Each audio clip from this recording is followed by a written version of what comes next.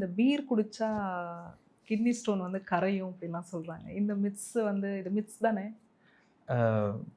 As a doctor கண்டிப்பாக myths தான் இதெல்லாம். ஓகே. பீர் குடிக்கிறதுனால ஸ்டோன்ஸ் வராது. டாக்டருக்கு ஏன் இது புரிய மாட்டேங்குது? இது அஃபிஷியல் ப்ரிஸ்கிரிப்ஷன்லையும் எழுதி கொடுக்க மாட்டேங்குது. Which is medically not true. நீங்கள் அதை பீர் குடிக்கிறதுனால டெம்பரரியாக கிட்னியோட யூரின் அவுட்புட் வேணால் இம்ப்ரூவ் ஆகும். Okay. But it is only temporary. சில நேரங்களுக்கு மட்டும்தான் அது வேலை செய்யும். பர்மனன்ட் கிடையாது. அதை எப்படி மக்கள் புரிஞ்சுக்கிட்டு செய்கிறாங்கன்னா, கிட்னி டியூப்பில் கல் அடைச்சிக்கிச்சு, டாக்டர் வந்து சின்ன கல் மெடிசனில் வெளில வந்துடும், தண்ணி குடிங்கன்னு சொல்லி அனுப்புவாங்க. அந்த ஒரு ஃப்ரெண்ட்ஸ் சர்க்கிளில் கண்டிப்பாக ஒரு விஞ்ஞானி ஃப்ரெண்ட் இருப்பாங்க.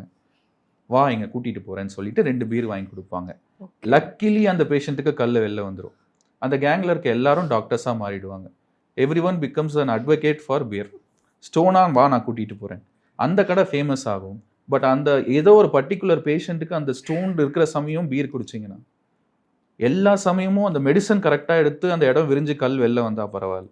வராமல் இன்டர்னலாக பலூன் போல் கிட்னி பாப் ஆச்சுன்னா, அந்த பேஷண்ட்டுக்கு எண்டோஸ்கோப்பி மட்டும் இல்லாமல் லேப்ரோஸ்கோப்பியும் பண்ணி அந்த வெளியில் சிந்தின யூரினை ட்ரெயின் பண்ண வேண்டியிருக்கும். Okay. So leave it to medical doctors. Peer doctors we should avoid.